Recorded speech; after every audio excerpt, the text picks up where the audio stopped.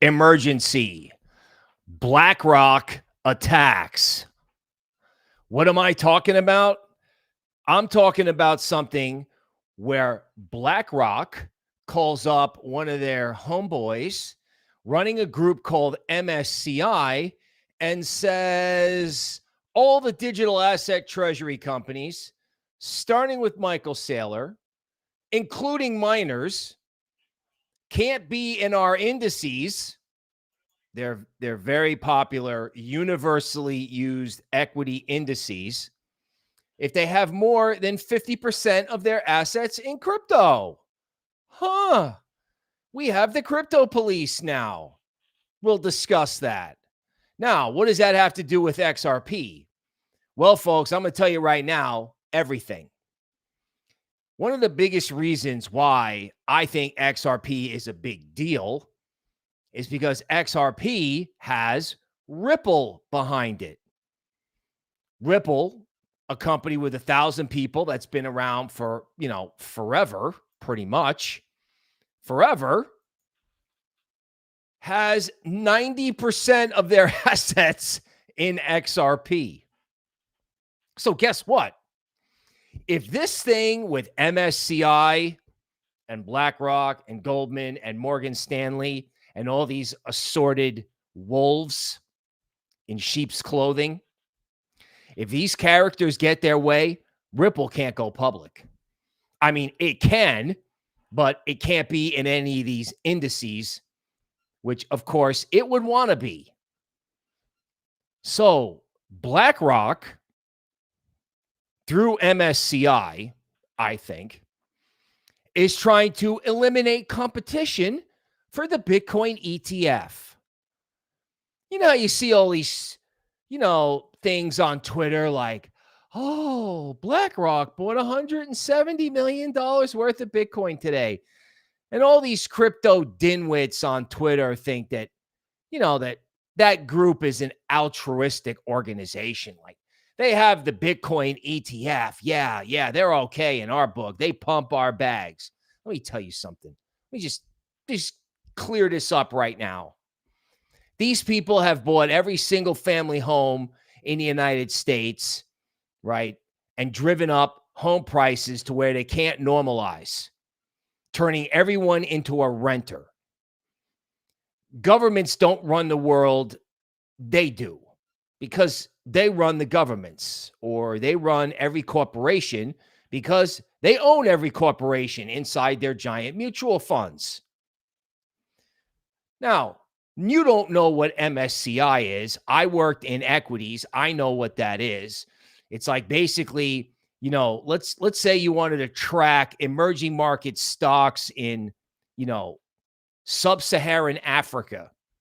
Well, MSCI would go put the stocks together, and that index would be like the benchmark for stocks in that region. And the MSCI universe is huge.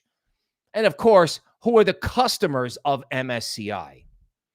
Morgan Stanley, Goldman, BlackRock. In other words, whose idea was it at MSCI to wake up and go, you know what, we're going to take advantage of this down move, and we're going to pick on all the Bitcoin treasury companies and the miners, right? It's not just the treasury companies. They're going to pick on the miners. Now, we'll get into that later. The miners are going to be okay. They're diversifying into AI. And there is the possibility of a wave of mergers and acquisitions inside crypto, along with other bottoming signals that I'm seeing. But again, back to XRP. Are you trying to tell me that Ripple, that built a stablecoin, layer one, a huge retail following, that somebody is doing something to try to stop a Ripple IPO or prevent a Ripple IPO or that stock from ever really, becoming huge? Because, as far as I'm concerned, and as far as I'm sure the XRP army is concerned, why couldn't XRP one day be as big as MicroStrategy? They don't have to go out and buy the stuff in the open market. They have it all already. all you would need is a catalyst and for Ripple to be publicly traded. So this MSCI nonsense that you can't have a Bitcoin treasury company, or, we're going to tell you what constitutes a stock and not a stock. Wow. So much for the free market. Gensler returns. Morgan Stanley, BlackRock, anybody who doesn't like competition for, being a fund manager. It's like, wait a minute, if you want to do crypto through equities, oh no, wait a minute, you have to do it through us. You can't be going out and buying Tom Lee stock. You can't buy the, Solana Treasury Company or the Avalanche Treasury Company. No. We have to control all that. Can't have any competition for the Bitcoin ETF. So the guy that runs MSCI, the guy that runs BlackRock, the guy that runs Goldman, the guy that runs Morgan Stanley, yeah, you know what? I did a little chat botting. They might be friends. They may have a few things in common. You never know. Other than being big hotshot guys at Wall Street that want to control everything and oppress you. Other than that. So they're picking on, they're not picking on XRP today. They're picking on Michael Saylor and Bitcoin. But what they're really doing is trying to lean on like the Tom Lees of the world. And they're trying to make it hard for crypto companies to go public. Right? In other words, if you go public and you have a bunch of crypto on your books, how are you ever going to get included in an MSCI index or get to NASDAQ? Michael Saylor wanted to get into S&P. Now, all of a sudden, they got Michael Saylor on the defensive. Now, so this little XRP emergency is very interesting. I don't know if it's an immediate thing, but the simple fact of the matter is, if Ripple cannot fund itself with an IPO to grow to what they could be, they're going to have to sell XRP. Now, I don't think they want to do it that way.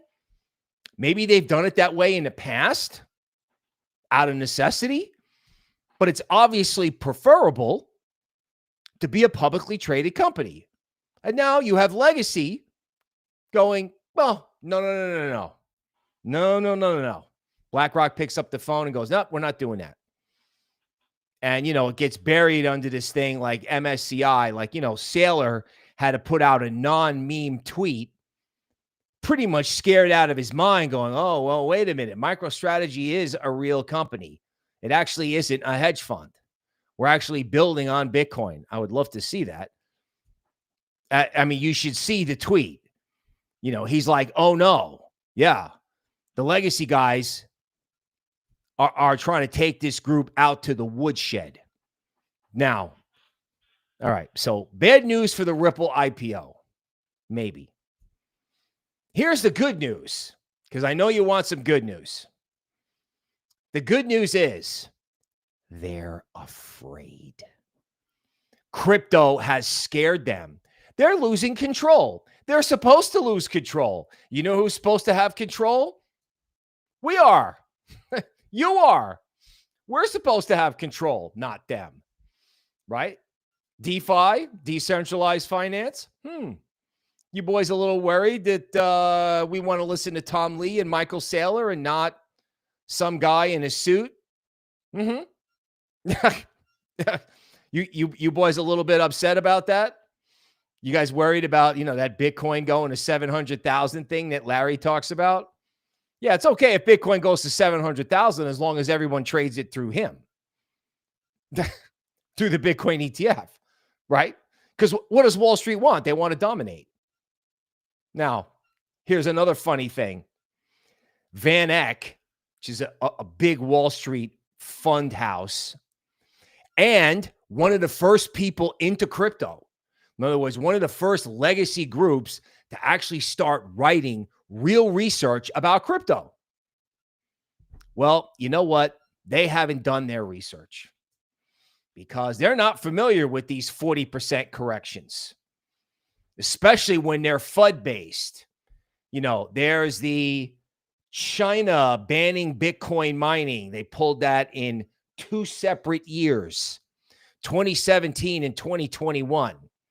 They wanted all the Bitcoin mining in China, but they didn't want people to like it. And eventually they all moved out and came to Texas. So the Chinese bought gold instead. Good for them. But there are these like 40%, 50% declines that are just brutal. I mean, I've been through like 3 of them and I'm still mental. But these characters from VanEck, like, some bald guy in a suit gets on television. I can't believe this. I don't know who it was. This guy's going to get fired if it makes a new all-time high. This is what he said. This is what is going to make you feel better. Ultimately, VanEck was here before Bitcoin. We will walk away from Bitcoin if we feel the thesis is fundamentally broken. Okay, so Bitcoin's not private. It doesn't run a smart contract, but Bitcoin is still Bitcoin. And this guy wants to let his fingers do the walking right out the door because it went down 30%. They've been lobotomized over there in equities that the Fed steps in with the plunge protection team, on any 20% decline. And they only see that, every 3 to 5 years. Legacy wants to go bye-bye. Like half of them are running out the door and half of them are trying to call the higher ups at indexing firms saying, kick out the Bitcoin treasury companies. They're scared. They're afraid. So everyone's like, oh, it's fear, greed. Oh, Twitter and fear, greed. All the tariff experts that were wrong, that became money supply experts that were wrong, are now fear, greed experts and are wrong. And now they're RSI fans and they're wrong. Like, oh, crypto can't possibly go down because the RSI is at 20 out of 100. That actually isn't true. Real fear is this stuff on the tape where Legacy is going, we're in, but we could be out. Or we can't have Ripple going public. Or we can't have Tom Lee getting as famous as Michael Saylor and them as a group getting more famous than us. So what we'll do is we'll shield ourselves behind the idiots. Because, in digital asset treasuries, you have the 3 I's, the Innovator, Michael Saylor, the Imitator, Tom Lee and Metaplanet, and the idiots. There's like 100 of them. They all can't be sound ideas. Medical supply company buys Bitcoin. You know what I'm saying? This cannot all be sound ideas. Now, if the Bitcoin miners want to kind of be hedge funds and, hold on to the Bitcoin because they're renting out computer space to AI companies who are just FOMOing into any functioning computer they can find. Okay, that's one thing. MSCI is after them too. Now, the miners are hip to this. They're doing the things that they need to do. Some of those stocks, the ones that, don't have the target painted on their back, they may actually start to move up, assuming stonks don't fall apart. Now, there are bottoming signals out there. The fear is not the fear you think it is. And frankly, this whole thing sucks for XRP. Right? It's not an immediate negative catalyst, but they're definitely trying to make it hard on, Ripple getting public. They don't want any more of these crypto companies going public. Now, they're not saying that, but it's obvious because why wake up in the morning and pick on crypto? Okay, yeah, there's a lot of stupid stuff going on with these treasury company IPOs or whatever. But there's no stupid stuff going on in equities. There's no AI and vaporware companies with no revenue, no earnings, just like concepts that are publicly traded that have like 20x'd. Palantir isn't trading at 450 times earnings. When I was in equities, we got all wound up when, S&P traded 18 times earnings. But digital asset treasury companies are a problem. Really? Okay. Because you had 30% volatility in a cryptocurrency. You used to have 25 and 30% volatility in foreign exchange assets, right? You've had a massive increase in Japanese government bonds. Is that a problem? Are we taking them out of, are we getting rid of Japanese government bond mutual funds? Of course not. Of course not, right? 2008 happened. Everything vaporized. What did they do? Cancel the S&P? Take banks out of the S&P 500? Oh, stop it. They're afraid. They're afraid of you. They're afraid of Bitcoin. They're afraid of XRP, right? And I hope this does not affect XRP's price, because this MSCI thing, when Michael Saylor had to respond to it, is real. Now, over to the market. 30% corrections that are completely ugly. Like in 2021, Bitcoin went from like 60 to 30. That was horrible. And that was the second time they had blown out Bitcoin on the way up there. Now, it turns out in that case, crypto stopped, turned around, and went straight up, which is entirely possible here. Why? Because it's down only. Now, if you really want to really want to drop your coffee cup and be like, oh my God, check this out. October 10th, Binance breaks. According to what we've been able to ascertain, the MSCI announcement was also made on October 10th. I had someone look it up. I actually had the press release. Supposedly, the Binance problem was triggered by a large spot order. Did they try to break the market? I mean, I'm a big believer in coincidences, right? Whatever. Whatever. Right. And one of the reasons why the market doesn't function right now is because they've taken the natural buyer out. Who's the natural buyer? Michael Saylor, market makers that have to sell to Michael Saylor. And then there's the Tom Lees and the digital asset treasury companies. And the whole flow of things is just smashed. They smashed the market makers. Guys are out of business. Hedge funds are out of business. They literally tried to just break the market. Pretty much the way BlackRock broke the housing market in another way. They just bought it all. In this case, they're just trying to scare everybody out of the water, and the price action in Bitcoin is just horrendous because the natural buyer isn't there.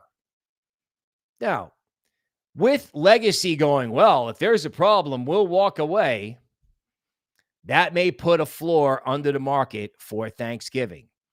And Thanksgiving looms. Now, Patreon, which is in the bio of my Twitter, crypto_noble.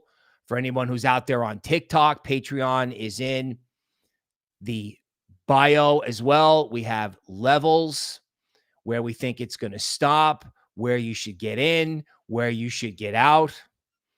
Safe to say, I think we're getting to a point where they've puked it out. And on the Thanksgiving holiday, where you can have these 15 and 20% moves, that if they can't break it over Thanksgiving, they may try, but if they can't break it over Thanksgiving, things may go the other way. Fat Robin 666 sends 100 joules. Sir, we appreciate that. MJ Hits is digging the show. Sir, thank you for being a YouTube member. Speaking of that, coming up very soon will be an absolutely epic YouTube member podcast where we discuss whether or not Bitcoin can go to 180K or whether VanEck is going to walk away and it's all going to go to zero. Whatever. You know, there's a part of me there is a part of me that is like, you know what? Come get me. Come get us. Because here's what's really funny, and I'm going to answer this question about when XRP can actually go up, because I am about to answer it.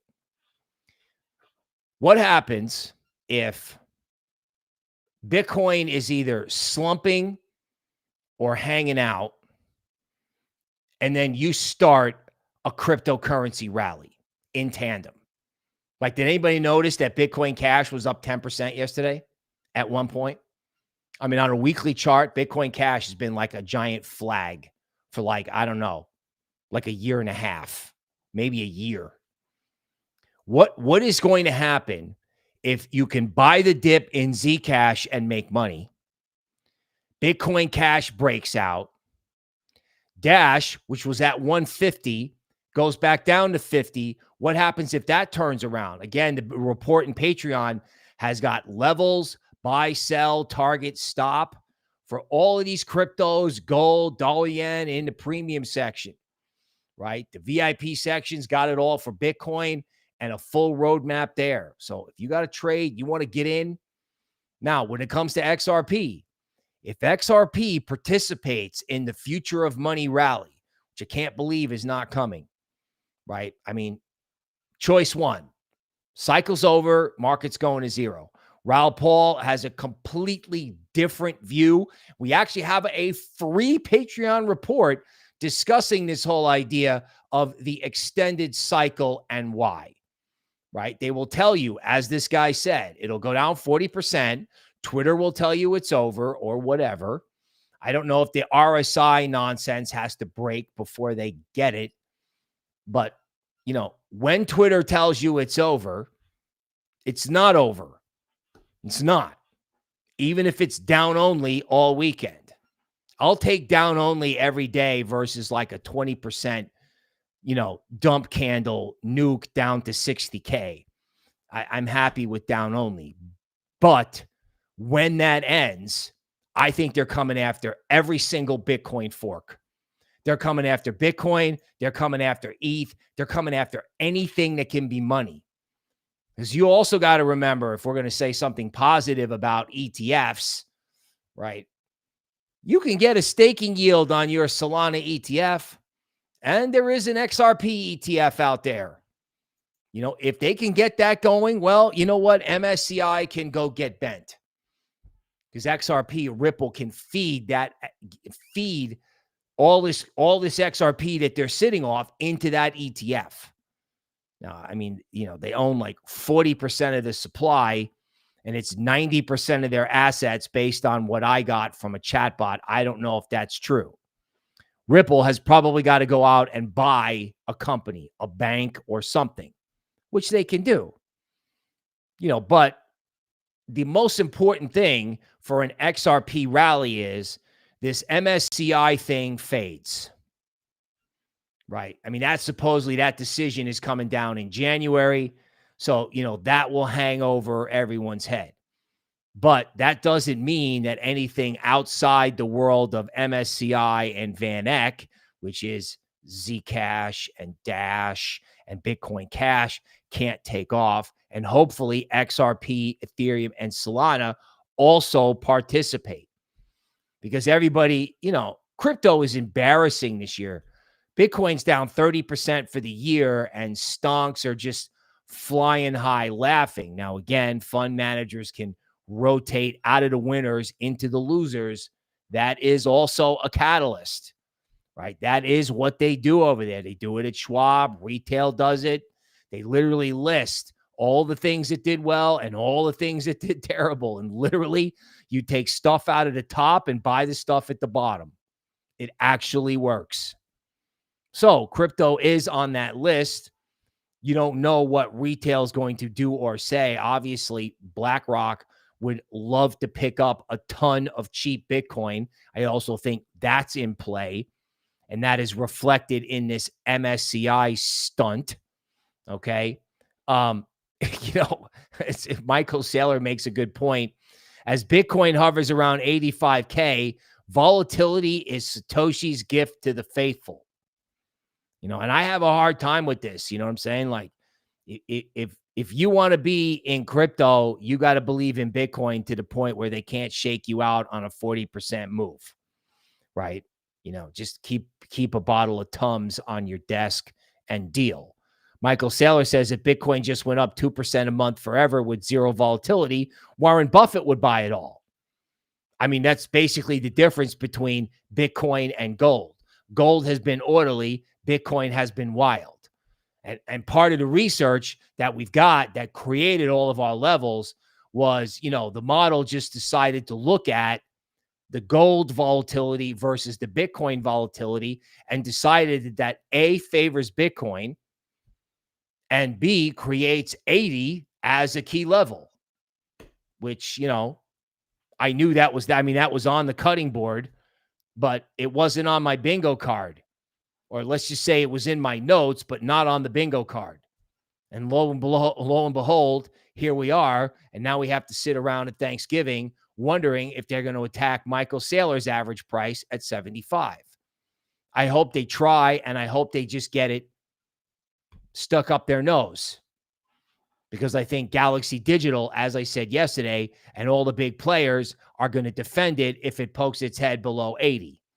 Right? I can't believe the crypto community is going to let BlackRock and MSCI chase them out of the water and create a situation where either crypto dumps and they get to buy it, treasury companies go out of business. I can't believe they're just going to sit around and let that happen. Matter of fact, I'm pretty sure they're not. Now, the reason they're not freaking out is because everyone who runs these places has seen these 40% corrections, and they're awful. They're horrible. And everyone gets out, or everyone gets twisted up, or everybody thinks it's over before it is, or whatever. But they have shown weakness. Like, why don't they want Ripple to go public? Why don't they want MicroStrategy in the S&P 500 or MSCI indexes? Why are they after HUD 8 or Marathon Digital?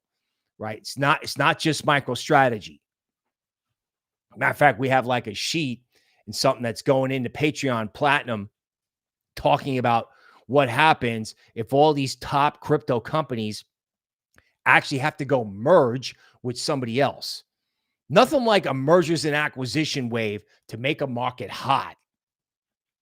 This whole MSCI thing about kicking crypto companies out of indices could backfire, because the crypto companies will be like, okay, well, you know what? If it's 50%, we'll go get an AI company. We'll buy a bank. We'll merge. We'll do something. We'll call up an investment bank and be like, hey, hi, can you work this out? It's funny now that I think of it. Yeah. Goldman calls up MSCI, says kick these companies out, and then all this mergers and acquisition comes, and they have to raise money and issue stock and issue bonds, do a leveraged buyout. The grift is unbelievable. They say what we do is a scam. Why are they afraid of crypto companies? Because it's going to the moon. It's going to the moon. What's going to the moon? All of it. It's all going to the moon. Now, in the meantime, we have to sit around and look at it, because what they've done is they've taken the natural buyer out of the market. That this is like if you read the report on what happens when Binance broke, the market makers broke, and the entire market, altcoins included, have lost what I would say is sponsorship. It requires money to flow in on a regular basis. Well, money flowed into Zcash. Monero's up 5% right now. Bitcoin Cash is up 5%. The Dino coins have sponsorship. Why? Speed, Dash, XRP, we hope, right? Zcash, Monero, privacy. Be very interesting to see if you can buy the dip in Zcash and have that actually work. You haven't seen a scary dip in Zcash. I mean, you've seen these dips, and then, retail and the Winklevoss twins buy it so they can pump it, so they can do I don't know what with it. But it'd be interesting to see if you can organically buy Zcash down 10, 20, 30% and have that thing turn around. Because if you can buy a dip in Zcash and make money, I got news for you, kids. It's a bull market in privacy. And Monero, Perky up 5% this morning. Monero with a 300 handle, all of a sudden looks really cheap. You just start getting crazy. If Bitcoin went down and then came back and everything went up together, that's kind of the problem, right? These Bitcoin forks have been rallying as Bitcoin has been going down. And even if Bitcoin sits still, could you have Zcash at 1,000 at Christmas? Could you have a 2017 event? Because remember, that's what you get after these 40% crashes, right? You get this wild pump. Could you have Zcash at 1,000? Could you have Dash at 500? It's gone there before. Bitcoin Cash, what's the high in Bitcoin Cash? 1,500? Well, you tell me this can't happen? You can't have the Bitcoins that BlackRock doesn't own indiscriminately moon. But I mean, they did it with GameStop. They've done it with all these meme stocks over in the stonk market. What, they can't do that here? Oh yeah, they can. And what happens if big boy Bitcoin starts climbing above the levels? We gave you some of them yesterday. You know, we discussed it in detail in Patreon. What happens if Bitcoin starts recovering above, I don't know, let's throw out three numbers. Let's throw out 86, 90, or 94. You know, like right now it's trading at 83 and it looks terrible and it's Saturday and you're depressed because all you see is red ink. But what people are not seeing are the possibilities, right? They're looking at fear, greed, and RSI, which is wrong because, you know, you can have really low RSI and still have a crash. I learned that through the history of stonks. Now, we don't want that, but Thanksgiving is coming up and we have to acknowledge probabilities. But what we also have to acknowledge is they're on the verge of giving up. A 30% decline has scared them out of the water. BlackRock is afraid it's going to turn around and go up and never stop going up. In other words, BlackRock assumes that if Bitcoin goes to 700K like they think it is, that they own the whole show, which is interesting, right? It's the decentralized world. No one's talking about decentralized AI. No one's talking about fast money. Matter of fact, you want to flip the XRP emergency thing down? If XRP doesn't go down and XRP actually starts going up and Ripple is, you know, like Morpheus in the Matrix, like, you know, they're coming and we are not afraid. Well, if we are not afraid and that XRP ETF takes off and there's a fast money rally, all you need is some basic stabilization in Bitcoin.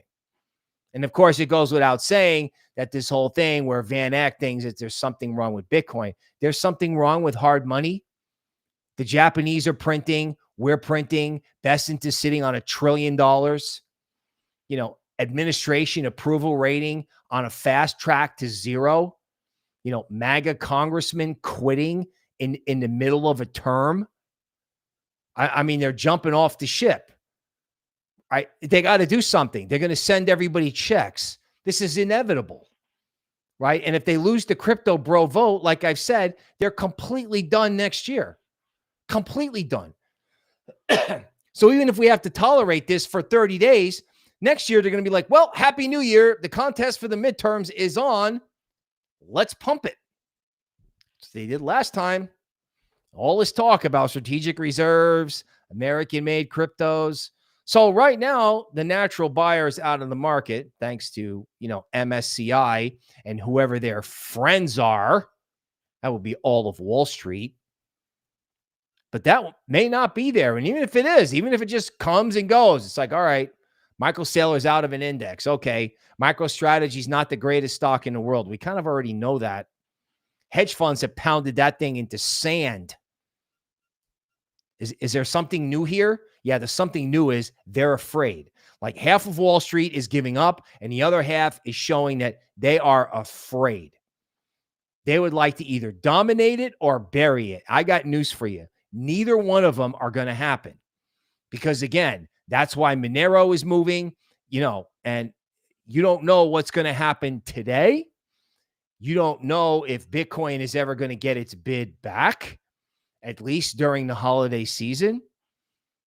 But that mind rot from seeing Bitcoin like fail every time it goes up, right? Somebody out there blew up over Binance. Somebody's in trouble. We still don't know who that is. And we're not gonna. Digital Asset Treasury hedging. You know, FTX was on chain. This is what people don't get. Well, fear greed now is exactly where fear greed was back with FTX. Yeah, but FTX was on chain. You could see some of that stuff happening, or you could see the double talk. Now we're not seeing or hearing anything, which of course, you know, creates more uncertainty, which hurts the market, right? And, you know, you also have to be fair with your risk management.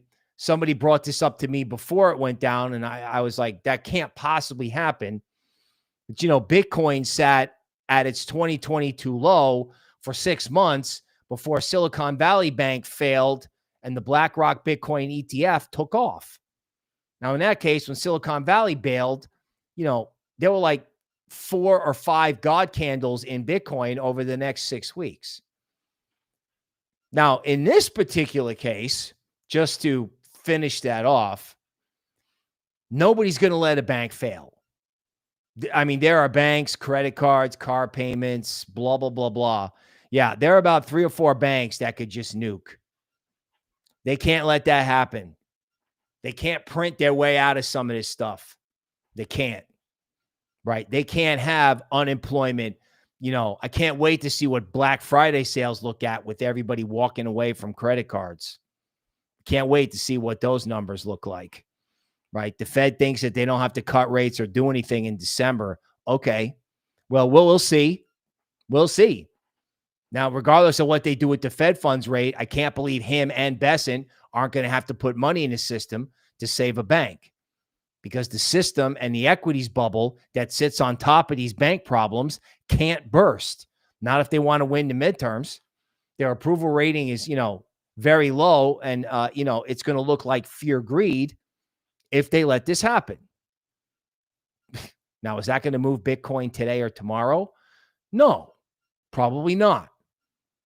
But if Bitcoin can wind up stable somewhere between, I don't know, 86 and 79, or God forbid, 86 and 76, if you can get stability above 80, there's a lot of hope that this could actually end, even if it looks terrible, because all it takes is for everybody to wake up and be like, you know, XRP is fast money. Hey, you know, the fast money privacy group is rallying.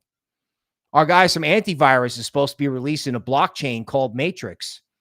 The placeholder token or call option for that blockchain token is now at like 1 million market cap on Solana. I mean, to say this market has been marked down like a cheap suit, and all anybody can talk about is RSI, and what they should be talking about is sector analysis, which is what we're going to do on the YouTube member podcast. We're already doing it in AI. I mean, I'm not going to lie. You know, our favorite play, TAO, I mean, we liked it at 400. We liked it at 300. I don't know where it is right now. They marked it down like a cheap suit. Where is it? Where's TAO? 265. Down only. The number one AI pick, right? At 700 or 1,000, you might wonder why you didn't at least look at it at 265. TikTok Nation. So if you want sector analysis, great place to go for that is the YouTube member podcast.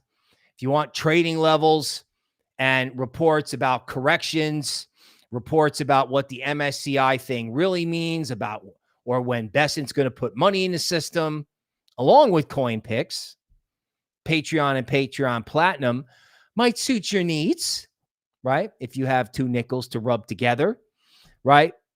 Daniel P. in the house, what's up? Great filibuster, right? Machine Bombin, I think from Portugal. Rafe Song Records, what's up? Warmon, MJ Hits, Crypto Crazy, Art from the Amsterdam Airport, YouTube members, DNT Saver, what's up? Ace says he feels bad for XRP. I feel bad for the people who hold XRP, right? I mean, can you imagine BlackRock trying to stop a Ripple IPO? MSCI. Oh my God. Digging up MSCI to try and stop crypto. I mean, MSCI, I don't even know how to explain it. That's not even boomer. It's like, I don't know. It's almost like ancient. It's like digging up some guy in an outfit from like the 1800s. Oh, wait, here's MSCI to stop crypto. Shut up. Just shut up. Right? Train with Mars Ward. Welcome. Nikki, Havoc, right? Maximus. China did it 2 times in 1 year to create a 40% correction. They wanted the mining, but they tried to stop Bitcoin twice. So this VanEck, BlackRock, MSCI, Goldman, whatever it is, it's tried before and it failed miserably. However, that said, if you were in it, it was completely miserable and it looked like it was going to go to zero. Is anyone buying HBAR? I don't know, but they should be, right? I think you got to decide what layer ones are going to come out of this. I don't know if every layer one is going to win out of the gate. I think machines are going to decide what layer ones get used, right? But I think you have to be very picky about what layer one you like. Now, my colleague doesn't think so, but you know, that's just me. I would go with an American-made layer one. I mean, they got to do something next year or they just don't care. It's going up either way, right? If they default to the far left, they're crazy. They're absolutely out of their mind, right? And of course, you know, Michael Saylor, this is like if you want to just a brief negative, right? Michael Saylor tweeting like it's a bear market, right? Strategy himself, not Michael Saylor. In the depths of the 2022 winter, our average cost basis was $30K while Bitcoin traded at $16K. What did we do? We bought more, right? But what it doesn't mention is that it was down there for 6 months. The takeaway, if they dealt with post FTX for 6 months, we could deal with this for 6 days.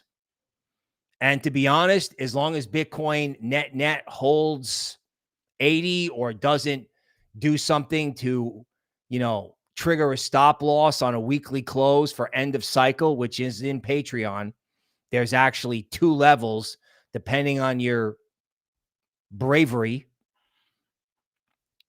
You can tolerate it for 6 days. You can tolerate it for 10 to 20 days if you have to. Because when they get done washing everyone out, when all the RSI and money supply and tariff geniuses on Twitter, when they finally do a VanEck and give up, I mean, Strategy's already given up. They're like tweeting like it's a bear market, as the person who just sent me this tweet is telling me, right? I mean, you know, weekly close below 90, there'll be people telling you it's over, right? You know, more tweeting, more cringe tweeting. The Bitcoin therapist, if you want to go to the moon, you have to be prepared to pull the G's. Now, that's true. That's true. Okay. But I don't know that it's gotten totally ugly yet. You have to be like psychologically prepared. You know, like this thing's got Michael. Share this. You know, I hate this when they do this stuff. You know, I get all this VanEck stuff that's all bullish. And the next thing you know, we got Michael Saylor flying around in an AI plane. You know, tell these people to step away from the chat bots because you start hearing that stuff and you're like, oh my God, shut up. This whole thing started with that stupid Titanic tweet. That's when I knew I was completely done. I'm like, oh my God, the bingo card's going out the window. For God's sakes. Okay, let's sum it up. You be prepared for this thing to go lower. They're probably going to attack 80 because of all the RSI experts who think that can't happen. If 80 gets defended, that's the first sign that legacy is giving up and crypto is fighting back. And all you need is a liquidity catalyst, a bank catalyst, a Fed catalyst. And trust me, they're all out there. Right? These markets can go from no reason to buy it to every reason to buy it. And if you want to hear something good on the way out the door, whether they're picking on XRP or they're picking on Bitcoin, this is for sure. If this thing ever turned around, if this thing, everybody was like, oh my God, we all have to buy it, there is no seller. Everybody is puking this thing out. No one wants to buy it. Everyone has walked away. And what's really bizarre is If Michael Saylor can't buy anymore, if the digital asset treasuries can't buy anymore, and retail's broke, what goes up? What nobody likes, what no one owns, and no one knows how or can't buy. It's counterintuitive. In other words, the FOMO that is created by having people have to watch an up market from the sidelines, there's no bigger FOMO than that. If and when it turns. Giving up on cryptocurrency is insane. I know because, sometimes I feel like doing it because I have to talk on the TV all day. Like, what am I going to talk about? I'm going to talk about not giving up on cryptocurrencies. Like I see Tom Lee is now trending. So first we're after Michael Saylor, then we're after Tom Lee. Oh, let's get after everybody. Let's get after everybody. You can come into the YouTube member podcast and get after Toby Ward and see where that gets you. Her rants are internationally known. That's the market update for today. We will see you soon.